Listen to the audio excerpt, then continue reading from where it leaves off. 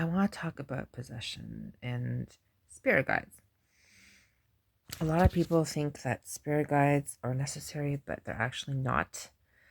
Spirit guides, like, we don't need anything except connecting to our heart chakra and to our inner spirit, which is connected to the divine source. All that is, that's connected to the prime unified fields of light and sound. Okay, so it really kind of worries me when people think they get approached by these entities who say, hey, I'm your spirit guide, or hey, I'm here to help you, or hey, I'm your twin flame, I want to get inside your body. Because our DNA is actually specifically uh, matched to our soul, so our soul essence. So the only thing we should be doing is clearing out whatever is foreign to us. Okay, so whatever entities, whatever energy, whatever um, stress, like anything that it invades our biofield. Okay, anything that attaches to our auric field, and that could be energy, that could be entities. That's the only thing we should be doing. We should be clearing that, and we should be calling back our soul aspects. We keep doing that over and over and over and over again through our heart.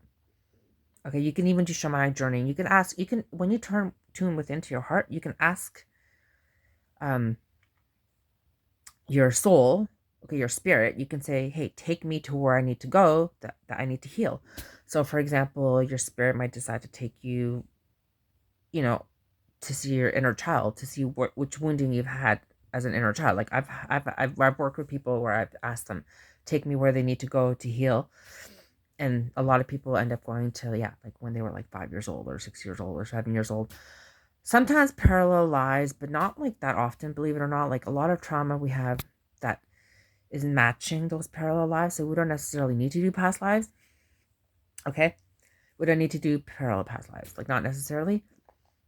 And I think it's really important people do that. Like the real important thing is to get as much of your soul essence within your heart, within you, and that will activate uh like a natural protection, which some people refer to as a firewall. Because when we activate our heart, like it's a inner heart flame, and then that's that's connected to the primordial,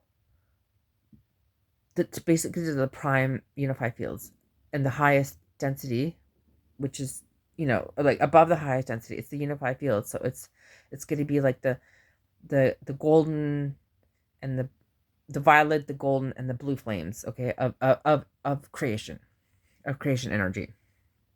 And so you want to really connect to the highest flame, to the blue flame, and that's going to be you're going to be tuning into that from your heart. So it's really not that hard. People just make it really hard. um and so once you do that, you are able to like kind of fill your whole body and your whole auric bodies. We've got like 15 auric layers, and so you fill all of them with your light, with your soul essence light. That's connected to the blue flame of the prime unified field of sound and light creation. It sounds complicated, but it's really not. Like once you practice, it's not that hard. So once you do that, you focus on now repairing. So the first step is to clear out any foreign energy to you. That it's any entity that doesn't belong to your soul essence. That's any kind of negative energy. That's any kind of trauma you've had. So you can ask your spirit to go anywhere in your body, anywhere in your auric fields, or anywhere um, in your past, present, future, and heal that. Okay, and so your spirit will take you. It's called shamanic journeying. So you'll basically, in your imagination, you'll go wherever you need to go, and that's an out of body experience. You can also do that during lucid dreaming, right?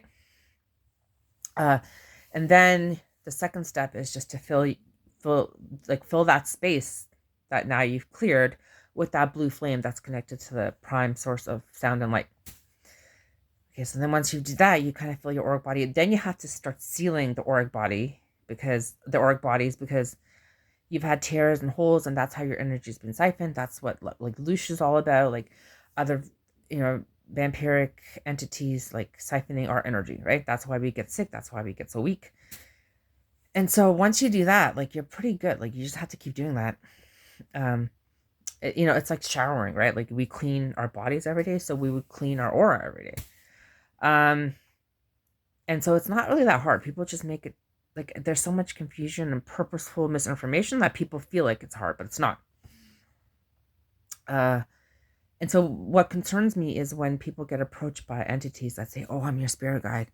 They want into your auric field. They want to basically like it's a psychic infection, right?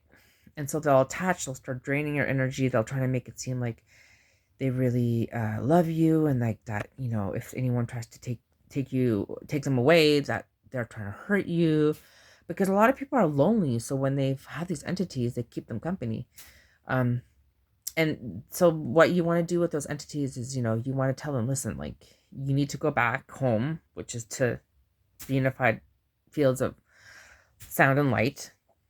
And a lot of them are scared to do that, but you can help them do that. You can help them basically transmute their energy to once again join with the primal fields of sound and light. So it's not really bad for them too. They need to go back home. Like they're not supposed to be messing and distorting our DNA and screwing with us. They're not really supposed to be doing that. So it's really not that hard. And the problem is if you've got those entities in you, like I don't know if anyone's heard of Seth, James Robert.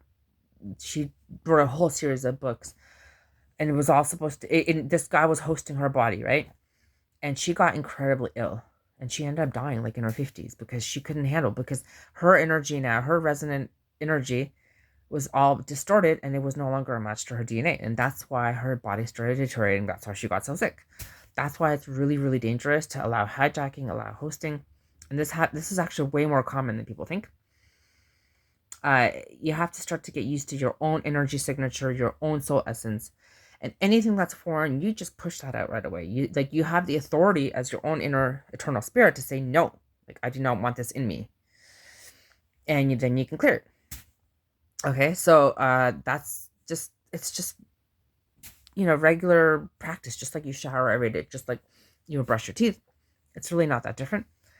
And so yeah. I don't know what else I could say. All I can say is if you allow these entities to be in your auric field and to attach to you and to drain you, you're going to get really, really ill. And you're going to progressively get ill and ill to the point where you're probably going to be disabled. You're probably going to die eventually because they cause disease, because they are literally causing distortions in your DNA. So it is a dangerous thing. It's like a dangerous game to play, right? And it's going to prevent you from ascending, because the only way we can ascend is through our heart, by connecting to the divine source, all that is, which is through the prime fields of sound and light. And the only way to do that is to clear all the foreign energy, all the entities, and to bring back your soul essence. Because when people end up looshing on us, like stealing our energy, they end up taking parts of our soul essence. Like they're literally sucking your soul dry. Like so like if people say, you suck my brain out, it's like the actual translation is you're sucking my soul. Like you're actually literally taking parts of my soul, or you're fragmenting me. And that's why we start to get really tired and exhausted. So it's a very dangerous game to play. Like it's very dangerous. But it's not too hard to undo and to bring your soul essence back. So I hope that kind of makes a bit of sense. And I hope everyone has a great night. If anyone has any questions, just ask me. You can message me or whatever. Okay, have a good night.